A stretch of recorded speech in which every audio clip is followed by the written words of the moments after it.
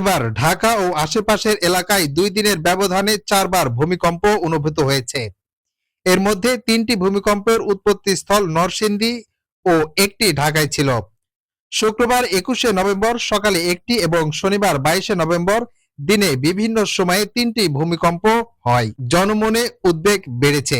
গত শুক্রবার 21শে নভেম্বর সকালে ঢাকা থেকে প্রায় 25 কিলোমিটার দূরে রিক্টার স্কেলের মাত্রা 5.7 ছিল, যার উৎস ছিল নরসিংদীর মাধবদী। উৎপত্তিস্থলের গভীরতা ছিল ভূপৃষ্ঠ থেকে প্রায় 10 কিলোমিটার গভীরে। ভূপৃষ্ঠ থেকে উৎপত্তিস্থলের গভীরতা যত কম হবে তত বেশি ঝুঁকি হবে।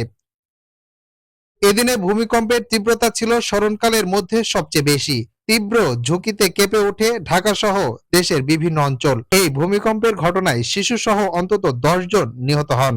আহত হন প্রায় 6 শতাধিক মানুষ। এদিকে কলম্বিয়া বিশ্ববিদ্যালয়ের এক গবেষণায় গঙ্গা ও ব্রহ্মপুত্র অববাহিকায় একটি গোপন ভূশ্রুতি প্লট শনাক্ত হয়েছে, যা বাংলাদেশে 9 মাত্রার ভূমিকম্প হতে পারে বলে হুঁশিয়ারি দিয়েছে বিশেষজ্ঞরা।